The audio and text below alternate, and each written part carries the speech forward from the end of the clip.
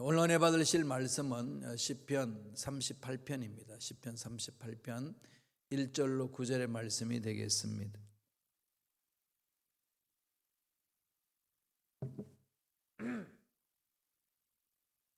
시편 38편 1절에서 9절까지 말씀 다 같이 한 목소리로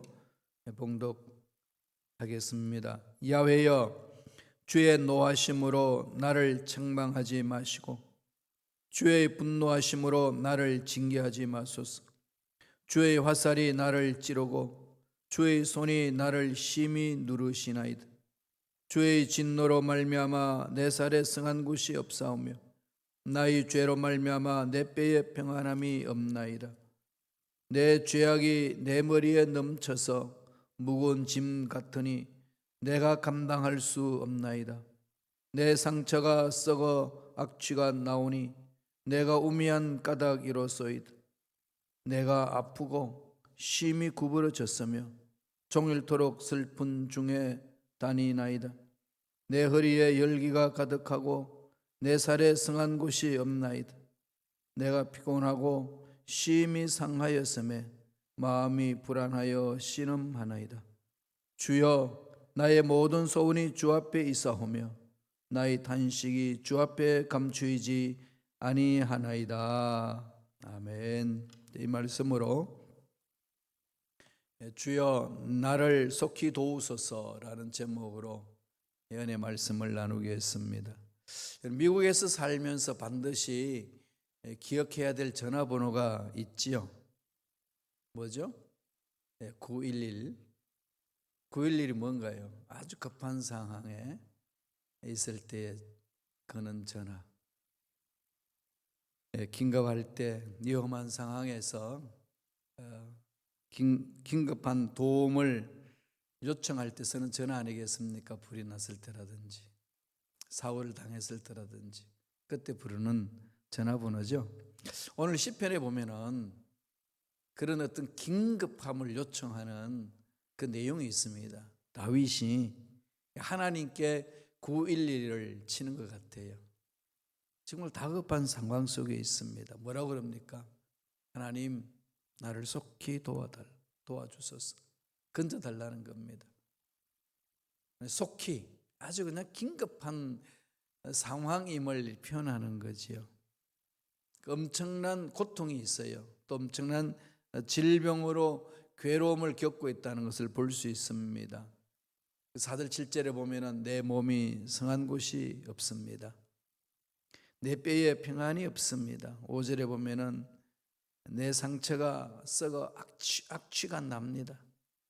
내 심장도 뛰고 기운이 없어졌습니다. 눈도 희미해졌습니다. 자꾸 넘어집니다. 지치고 희망까지 잃어버렸습니다. 무슨 얘기죠? 살 소망이 없습니다. 너무 힘들고 어려우니까 그런 거 아니겠어요? 이것은 하나님 앞에 귀하게 쓰임받는 일꾼들도 늘 하나님 앞에 나와서 호소했던 내용입니다. 모세도 너무 힘들고 어려우니까 하나님 앞에 나와서 뭐라고 그럽니까? 차라리 죽는 게 낫겠습니다. 하나님이 그렇게 큰 능력과 은혜를 체험했던 모세도 광야에서 너무 지쳐버리니까 하나님, 차라리 죽는 게 낫겠습니다. 죽여주세요. 그러거든요. 정말로 긴급한 상황, 다급한 상황에 있을 때에 어떻게 해야 될까요? 오늘 다윗이 잘 보여줘요. 힘들고 어렵고 궁지에 몰렸고 육체의 질병도 있고 사람들과의 관계도 깨어졌고 앞날이 너무 막연하고 도대체 어떻게 해나가야 될지 모르겠다. 꼭 나 혼자 외로운 섬에 혼자 있는 것 같다. 이런 걸 느껴질 때에 어떻게 해야 되죠? 코로나19로 인하여서 막막할 때가 얼마나 많습니까? 발목 잡혀 있고 정말로 힘들죠. 그나마라도 이제 좀 적응이 돼가지고 사는 듯 하지만 앞으로 무슨 일이 펼쳐질지 모르는 상황 아니겠습니까? 어떻게 해야 될까요? 오늘 다윗이 시편을 통해 가지고 우리에게 잘 설명하고 있습니다. 첫째로 자신을 돌아보라는 거죠. 힘들고 어려우시면은요, 이 사람 저 사람 쫓아다니지 마시고 자신을 돌아보세요. 하나님은 살아계십니다. 세상은 뒤집혀져도 하나님은 살아계시고 지켜보고 계십니다. 이 고통이 어디에서 왔는가? 사람한테 따지기도 하고 정부에게 따지기도 하고 환경에 대해서 이야기하다가 하고 주위 사람들에게도 이야기를 합니다. 또 교회에다가 또 그런 항변을 하곤 합니다. 그럴 필요 없다는 거예요. 그런다고 해가지고 해결되는 것은 하나도 없다는 거죠. 어디로 가야 될까요? 자신을 돌아보라는 겁니다. 고통은 자신을 돌아보라는 사이렌과 같습니다. 5절 보실까요? 다 같이 시편 38편 5절입니다. 내 상처가 썩어 악취가 나오니 내가 우매한 까닭이로소이다. 내가 우매한 까닭입니다. 나의 어리석음이라는 거죠. 나의 어리석음으로 이 환경 속에서 대응을 제가 잘 못하고 있습니다. 모든 것이 자기 어리석음, 우매함이죠. 여기서 출발하는 게 중요하다는 겁니다. 그래야 이제 문제가 풀어진다는 거지요. 3절 볼까요? 시편 38편 3절 다 같이 읽겠습니다. 주의 진노로 말미암아 내 살에 성한 곳이 없사오며 나의 죄로 말미암아 내 뼈에 평안함이 없나이다. 나의 죄로 말미암아 자신을 돌아보는 거잖아요. 제일 먼저 하나님 빛에 나와서 내 속에 묻어있는 더러운 것들을 이렇게 들추어내는 거죠. 거기서부터 출발한다는 겁니다.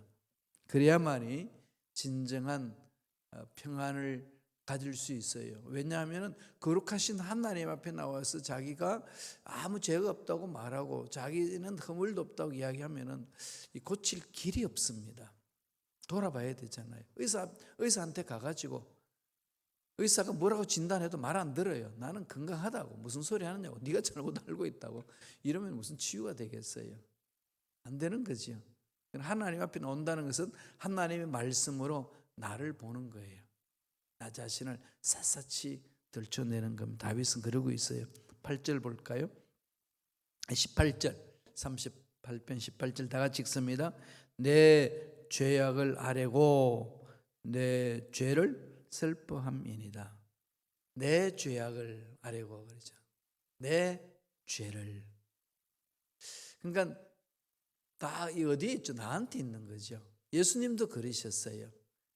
형제에게 있는 눈에 있는 티를 보려고 그러지 말고 네 눈에 들불을 봐라. 문제는 거기서 온다. 그래서 늘 이 나가 문제잖아요. 나가 문제죠. 예. 그러므로 사도 바울이 여기에서 단호히 선포합니다. 나는 그리스도와 함께 십자가에 못 박혀 죽으노라. 그렇죠. 나는 죽은 거죠. 예수님이 사시는 거죠. 이 훈련이 자꾸 돼야 돼요. 그래서 내가 당하는 이 상황 속에 흔들리지 않고 일어설 수 있습니다. 그래야 되는 거죠. 그리고 두 번째는 뭐라고 그럽니까? 사람을 의지하지 말라. 사람을 의지하지 말라는 거죠. 사람이 어려움에 처하게 되면은 눈에 보이는 사람이 먼저 생각이 납니다. 그래서 자꾸 사람한테 찾아가서 도움을 구하려고 하는 그런 게 많아요. 일상생활에 그런 것은 자연스러운 거지요. 그런데 하나님 앞에 찾아 나올 때 우리의 삶의 자세는요, 내 자신의 문제 있다는 걸 먼저 지적하고 이 사람한테 자꾸 뭔가 의지하려고 하는 그런 습관을 갖지 않는 게 좋습니다. 사람한테 의지하게 되면은 꼭 실망하게 돼요. 야, 내가 이렇게 힘든데 네가 안 도와주면 돼? 내가 너한테 어떻게 해줬는데? 그런 배신감 느끼고요, 관계도 깨어지고 어른들 많습니다. 많이 경험해보지 않았습니까? 어렵고 힘들 때 사람을 찾아다니면은 이게 나의 신뢰 대상이 사람이라는 것을 나타내잖아요. 사람은 신뢰 대상이 아닙니다. 사람은 사랑의 대상이에요. 사랑해 주는 거죠. 사랑의 교제를 이루는 겁니다. 그러면은 배신감이나 어떤 섭섭함이나 이런 데서 우리가 이겨낼 수 있어요. 사랑의 대상이다. 말씀을 보시죠. 11절입니다. 다 같이 읽겠습니다. 내가 사랑하는 자와 내 친구들이 내 상처를 멀리하고 내 친척들도 멀리 섰나이다. 이게 인간이에요. 사람입니다. 내가 좋을 때 옆에 붙어 있지. 내가 정말로 쫄딱 망하고 아무 쓸모가 없다고 주위 사람들 느껴지는 순간에 순식간에 마음이 돌았어요. 근데 그럼에도 불구하고 돌아서지 않는 친구가 있다면 참 행복한 사람입니다. 그래서 사람들이 그러지 않나요? 한 사람만이라도 나를 믿어주는 사람이 있으면 그 사람은 자살하지 않는다. 그 한 사람도 없어서 소외를 느끼고 외로움을 느끼고 인생을 끝내는 사람들이 많다는 겁니다. 사람을 의지할 대상은 아니라는 거죠. 그렇지만은 더불어 살아가는 것, 이런 것은 뭘 말하죠? 무엇을 바라고 하는 것이 아니라 사랑에 교제하는 겁니다. 사랑의 대상이다. 사랑의 대상이죠. 그런데 자꾸 우리들은 사람을 이용의 대상으로 보잖아요. 이용의 대상으로. 저번에도 제가 종종 말씀드렸습니다마는 돈과 사람 늘 우리 일상생활 때 필요하죠. 그런데 이제 하나님이 돈을 주신 것은 돈을 통해서 사람을 사랑할 수 있도록, 그래서 하나님이 일을 할 수 있도록 주신 거잖아요. 돈은 이용해야 되고 사람은 사랑해야 합니다. 그런데 이 세상은 어떻게 하죠? 돈은 사랑하고 사람은 이용해 먹습니다. 이게 이제 왜곡되어 있는 모습이에요. 타락한 공동체의 모습입니다. 질서가 왜곡되어 있는 거지요. 질서가 왜곡되어 있는 그곳에는 다 뒤집혀져 있습니다. 우는 자와 함께 울고 웃는 자와 함께 웃으라고 절과하라고 말씀을 통해서 주셨습니다만, 심보가 고약하고 뒤틀려 있으면은 어떻게 하죠? 우는 자에게 같이 울어줘야 되는데 되게 즐거워해요. 속은 너의 불행은 나의 행복이다. 그리고 즐거워하는 사람 앞에 가면 괜히 배가 이렇게 아파요. 사촌이 논을 사면 배가 아프다는 그 우리나라의 말이 있듯이 그렇습니다. 이게 심보들이 뒤틀려져 있는 모습을 이 지혜로운 이 조상들이 그런 말 던진 거 아니겠어요? 속에 있는 걸 다 드러내는 거지요. 이게 치유받지 못한 사람들의 마음이에요. 상처받은 사람들의 마음이 그렇습니다. 남이 잘 되면 배가 아파요. 남이 잘 안 되면은 괜히 내 마음속에 이렇게 이 쾌재를 부르는 그런 못된 습성들이 있습니다. 그러나 하나님 뭐라고 그러셨어요? 슬퍼하는 자 있느냐? 같이 울어주라. 정말 같이 아파해라. 즐거워하는 자들이 있느냐? 함께 즐거워해라. 내일 아니지만은 내일처럼 즐거워하라는 거죠. 시기 질투하는 게 아니라는 얘기입니다. 그렇게 관계를 맺어 나가잖아요. 그러려면 사랑해야 돼요. 신뢰 대상이 되면은 사람은 믿을 수 없습니다. 연약하기 때문에. 그러면은 배신감을 느끼고, 아까도 제가 말씀드린 것처럼 네가 이럴 수 있느냐? 상처만 받아요. 오늘 다윗이 그러죠. 힘들고 어려우니까 사랑하는 자와 친구들이 내 상처를 멀리한다. 내가 참 좋았다고 믿었던 친구들이 떠난다는 거지요. 사랑에 대해서는 하나님의 사랑을 받아서 그 사랑을 이렇게 흘러 넘쳐나게 하는 거죠. 그렇게 사랑의 공동체를 만들면은 품을 안 떠나죠. 다 사랑의 관계 정말 중요합니다. 19절 보실까요? 38편 19절 다 같이 읽습니다. 내 원수가 활발하며 강하고 부당하게 나를 미워하는 자가 많으며 친척들까지도 가까이 하지 아니합니다. 그리고 중상모략하는 사람들이 많이 있습니다. 올무에 넘어지려고 하는 사람 많이 있는 거죠. 그런 사람을 생각하니까 억장이 무너지는 거예요. 그래서 한국 사람에는 뭐가 있어요? 화병이 있잖아요. 화병이. 유일하게 대한민국 사람들이 가지고 있는 병, 화병. 너무 그냥 울분이 터져서 하는 거죠. 원수가 활발하며 강하며 부당하게 나를 미워하는 자가 많다. 20절 볼까요? 다 같이 읽겠습니다. 또 악으로 선을 대신하는 자들이 내가 선을 따른다는 것 때문에 나를 대적하나이다. 중상묘락하는 사람들은 하나님 말씀에 서는 것 자체도 미워하는 거죠. 진리를 추구해 나가는 자체도 이렇게 미워합니다.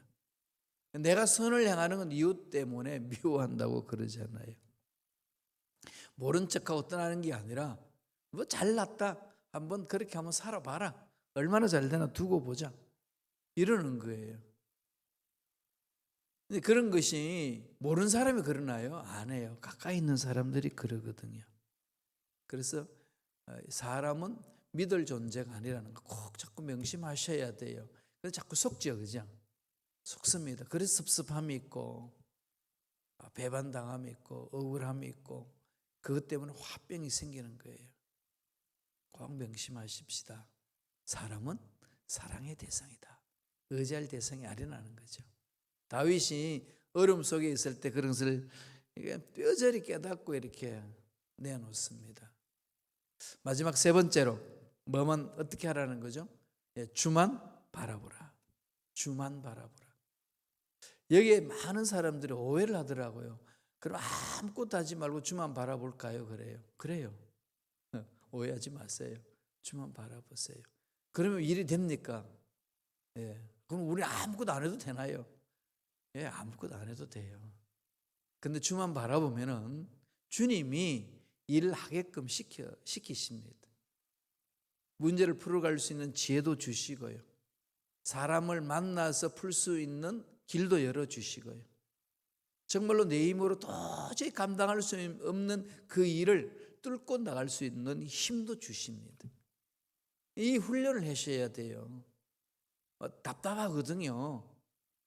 물에 빠진 사람 지푸라기도 잡는 심정으로 이 사람 저 사람한테 하소연하고 싶고 만나고 싶고 풀고 싶고 막 이럴 때 있어요. 그건 차후 문제예요. 하나님이 그렇게 하라고 시킬 때 있습니다. 야, 빨리 지푸라기로 잡아라, 하나님 시킬 때 있잖아요. 이 훈련하셔야 된다니까요. 하나님 앞에 나와서 하나님을 바라보는 훈련을 매 순간 하셔야 됩니다. 이게 이제 그냥 자연스럽게 삶 속에 배어 있도록 그렇게 하는 거 아니겠어요? 여러분, 어른 애기들이 밥을 먹는 거 숟가락을 쥐어줘 보면은 재미있는 현상이 많이 일어나죠. 이 숟가락에 밥을 떠가지고 입으로 들어가기까지는 수많은 시행착오를 갖습니다. 우리가 지켜보면 과간이죠, 그죠? 어떻게 저기 입으로 안 들어가냐? 숟가락을 쥐었던 그게 훈련이잖아요. 어른들이 그러나요? 아닙니다, 이제는. 물론 나중에 몸이 아파가지고 마비가 돼서 이렇게 참 하기 힘든 상황이 있습니다만 정상적으로 우리가 있을 때는 결코 숟가락을 깜깜 밤이라고 할지라도 떠가지고 턱에다 넣고 뽀로다가 집어넣고 그러지는 않습니다. 그죠? 자연스럽게 입으로 들어가죠. 그게 왜 그럴까요? 자연스러웠지요. 그러나 태어나서부터 자연스러웠을까요? 아니에요. 훈련받아서 그런 거예요. 수많은 세월을 지나면서 그와 마찬가지로 문제가 있든 없든지 주만 바라보는 훈련을 매 순간 하셔야 돼요.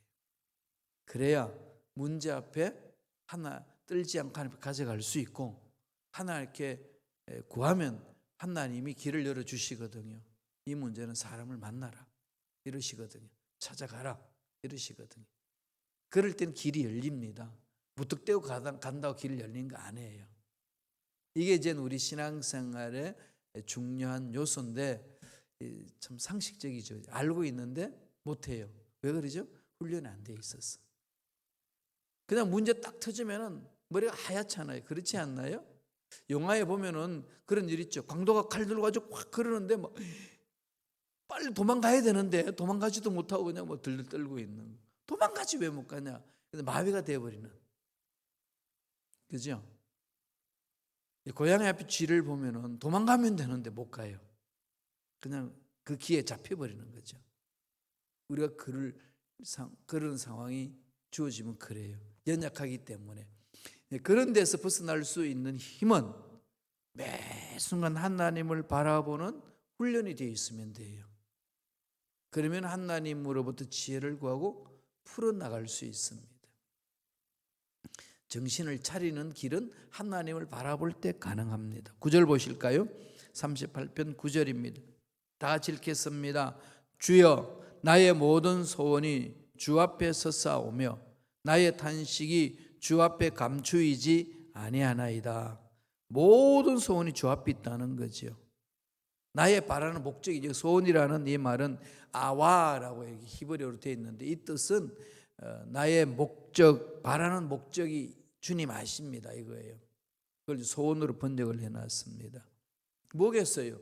고통에서 벗어나고 괴로움에서 벗어나고 건강을 회복하는 것, 인간들의 배신에서 행동에 배신하는 거기에서 완전히 역전, 뒤집혀지는 현상, 이런 소원들이 하나님 앞에 다 아뢰는 거지요. 하나님이 푸시는데 왜 자꾸 하나님 앞에 안 가고 내 방법을 자꾸 택하려고 그럴까요? 그리고 끝나서 이 방법 저 방법 안 되니까 야 기도는 해보자 이럽니다. 이게 하나님 중심으로 사는 신앙생활이 아니에요. 잘 사는 것 같지만은 헛된 삶을 사는 거예요. 그렇게 하면 안 됩니다. 어떻게 해야 되죠? 기도하자 이거예요. 기도나 하자가 아니라 기도하자. 그게 답이 있다. 이렇게 외침에 가야 돼요. 하루치면 안 되더라고요. 저도 이렇게 쭉 진행하고 훈련받고 또 목회하면서 쭉 하는데 하루치면 안 돼요. 여러분 훈련해야 돼요. 그래야 이 세상에 사는 방법을 하나님의 방법으로 이렇게 찾아갈 수 있습니다. 정말 돌아보세요. 문제 있고 힘들면은 죽었구나 이러고 나서 어떻게 하지? 여기서 그냥 고민에 빠져 있는지 기도하자, 매달리자. 하나님 품에 답이 있다. 하나님이 아신다. 하나님 내 앞길을 아신다. 이런 건가요? 이건 본인이 알잖아요, 그죠? 그러니까 뭐 힘들다고 어렵다고 주저앉는 거. 내 인생 그렇게 망가뜨려서는 안 되잖아요. 사람 때문에 내 인생 이랬습니다. 환경 때문에 내 인생 이랬습니다. 그러면 안 돼요. 내 인생 내 거예요. 내가 책임지는 거예요. 내가 가꾸는 겁니다. 누구 때문에 나 안 해요. 하나님 앞에 내 인생 만들면 됩니다. 그럼 환경도 바꾸고 사람도 다르게 관계도 새롭게 맺어가고 바꾸는 거예요. 그렇게 살아가는 거예요. 시편 보실까요? 15절, 38편 15절 다 같이 읽겠습니다. 야훼여, 내가 주를 바라싸우며 오니 내 주 하나님이 내게 응답하시리다. 하나님께 집중하니까 지혜를 주시거든요. 바란다, 기대한다 이 말이거든요. 야할, 하나님께 바랍니다. 기대합니다. 자꾸 하나님께 기대하세요. 하나님께 소망을 두세요. 하나님을 자꾸 바라보세요. 그게 답이 있습니다. 문제를 하나님 앞에 가져가는 훈련, 문제를 하나님 앞에 내려놓는 훈련, 문제를 하나님의 지혜로 푸는 방법, 부르짖는 것밖에 없잖아요. 고통을 하나님께 호소하는 거죠. 그럼 먼저 하나님 앞에 호소하면은 하나님이 이렇게 붙여주셔요, 사람을. 그 다음 단계로 사람 관계도 푸는 거 그렇게 가는 거 아니겠어요? 제일 먼저 하나님 우선주의. 이건 말로만 그렇게 하지 마시고 한번 실제 삶 속에 실천해 보세요. 정말 풀어져요. 정말로 그냥 야 이렇게 풀어지는 일도 있구나. 그걸 체험합니다. 깜깜한데 뭐 다른 방법이 있나요? 물론 우리들은 살아왔던 경험이 있기 때문에 그 경험을 가지고 이렇게 한번 해보고 저렇게 해보도 하겠다는 생각이 드는데 그것마저도 내려놓으세요. 왜? 하나님은 날마다 새로우신 분이에요. 날마다 우리를 새롭게 만져주십니다. 내 인생에 일어나는 문제들, 과거에 이런 문제 이렇게 해결했으면 이렇게 하겠다 하지 마세요. 하나님이 또 새롭게 길을 열어주시거든요. 늘 새롭게 성실하게 우리를 만나주시는 하나님이 계시는데 그 하나님을 뒤로 밀어놓고 내가 뭘 하겠다는 건 그러고 나서 다 얻어 터지고 나서 두 손 들고 옵니다. 이러시겠어요? 그럴 필요가 뭐가 있나요? 먼저 그 나라와 그 일을 구하라. 이게 주님이 얼마나 강조하십니까? 먼저 그 나라, 먼저 하나님 앞에 오는 거, 먼저 하나님을 바라보는 거, 먼저 주를 바라보는 거 훈련합시다. 생활 속에 그냥 자연스럽게 나오도록 만들으셔야 돼요. 21절 보실까요? 38편 21절 다 같이 읽습니다. 야훼여 나를 버리지 마소서. 나의 하나님이여 나를 멀리하지 마소서. 하나님이 버리지 않기를, 하나님이 살려주시기를 부르짖으라는 거죠. 그러려면 단계별이 있었지요. 사람을 의지하지 마라.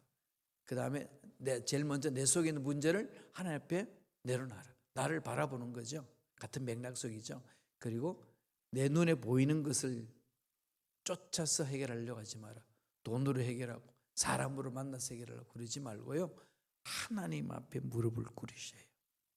하나님만 의지하세요. 풀 수 있는 지혜를 줍니다. 만날 수 있는 사람을 만나게 해줘요. 물질이 필요할 때 물질을 보내주시고, 건강이 필요할 때 건강을 주시는 것.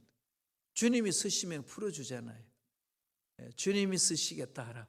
이게 정말로 멋진 말이거든요. 주님이 쓰시겠다 하라. 나귀를 풀어주리라. 주님이 풀어준다는 거죠. 주님이 쓰시면 인생 문제 풀립니다. 주님이 쓰시면은 앞날 열리는 거 아니겠어요? 답답한 문제도 풀리는 현상이 일어납니다. 그 은혜가 있기를 바랍니다. 22절 보실까요? 다 같이 읽겠습니다. 속히 나를 도우소서. 주 나의 구원이시여. 긴급하게 어디로 가자고요? 하나님 앞에 나와서 부르짖읍시다. 기도나 해보지 뭐 그러지 말고요. 기도합시다. 매달립시다. 그 은혜가 저와 여러분 삶에 넘쳐나길 간절히 축원합니다. 기도하겠습니다. 하나님 감사합니다. 인생이 문제 있을 때, 어려움이 있을 때에 두려워하지 않게 하시고 하나님만 바라보며 나아가는 믿음의 일꾼들에게 축복하여 주시옵소서. 은혜에 감사하여 예물 드립니다. 드린 손길 기억하여 주시고 소원 이루어 주시고 앞날 열어 주시고 인생에 수많은 문제가 있어도 하나님 앞에 가져오는 믿음의 일꾼으로 설 수 있도록 역사하여 주옵시며 물질의 복, 건강의 복, 형통의 복을 허락하셔서 주신 복으로 하나님을 더 잘 섬기고 이웃들을 섬기며 이웃들에게 나눠주는 멋진 삶을 살아가는 일꾼들에게 축복하여 주옵소서. 감사하고 예수님의 이름으로 축복하며 기도드리옵나이다. 아멘.